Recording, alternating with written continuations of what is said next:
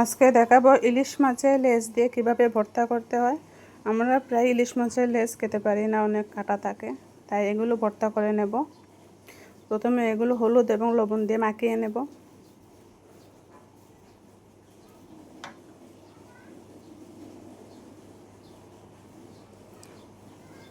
তারপর অল্প তেলে মাছগুলো ভেজে নেব।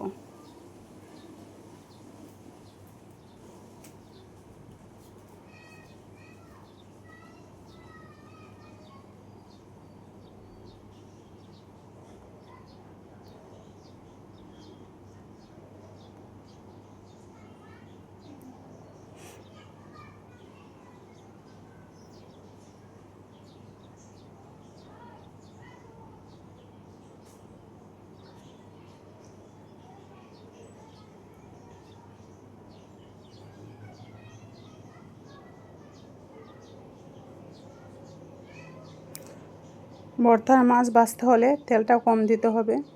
তেলটা বেশি হলে মাছ ভাজা আবার শক্ত হয়ে যাবে। আমি একটি ঢাকনা দিয়ে ঢেকে দিয়েছি। আমার উদ্দেশ্য হলো মাছগুলো ভালোভাবে সিদ্ধ হবে, ভাজা নয়।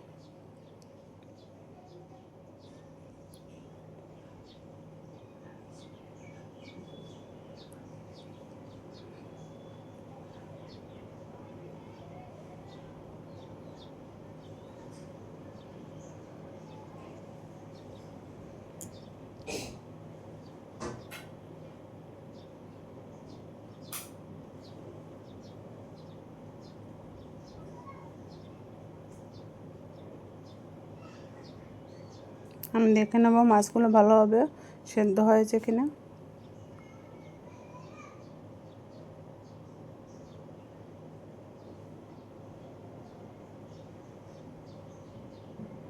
এখন আমি মাছগুলো তুলে নেব।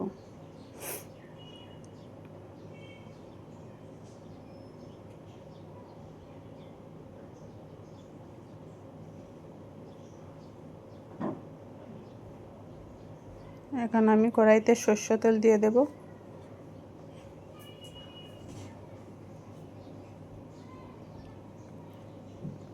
দুটো শুকনো মরিচ ভেজে নেব।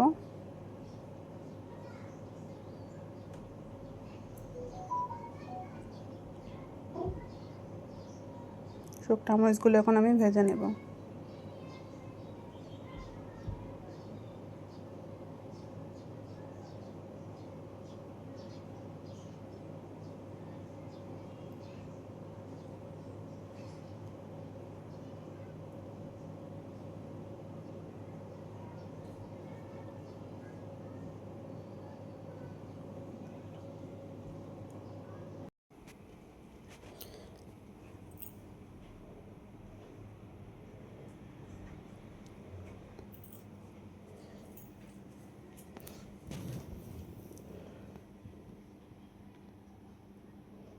এখন আমি শুকনো মরিচগুলো তুলে নেব।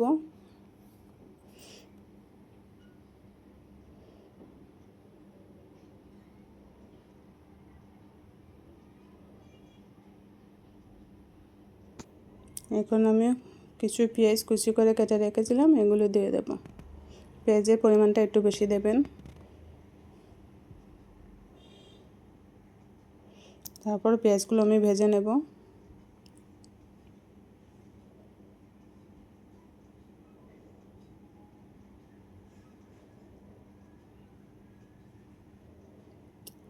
এদিকে আমি ইলিশ মাছের লেজের কাঁটাগুলো ছাড়িয়ে নেব।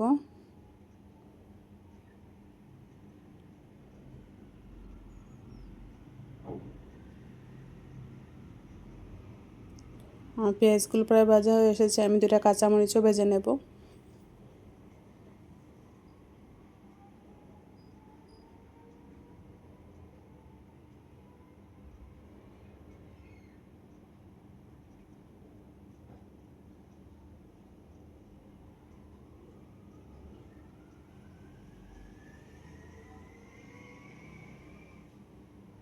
এখন আমি 1 চামচ সরষে বাটা দিয়ে দেব।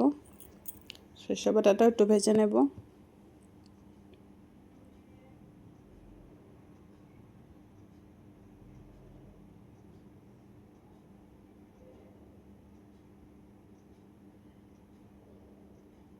এখন পরিমাণ মতো লবণ দিয়ে দেব।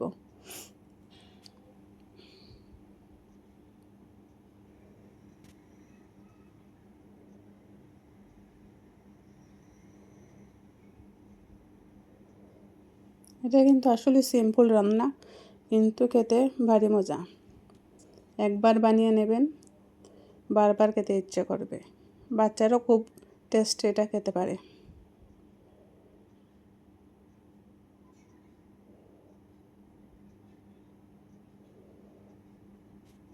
এখন আমি ব্লেন্ডার করে নেব সবগুলো।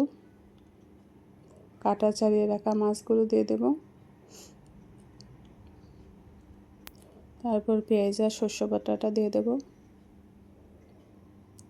কাঁচামরিচ শুকনো মরিচ সব একসাথে আমি ব্লেন্ডার করে নেব।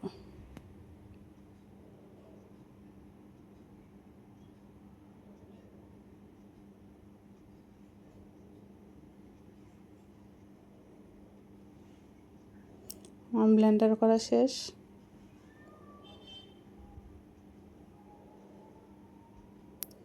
এটা আমার ভর্তা, ইলিশ মাছের ভর্তার ফাইনাল লুক।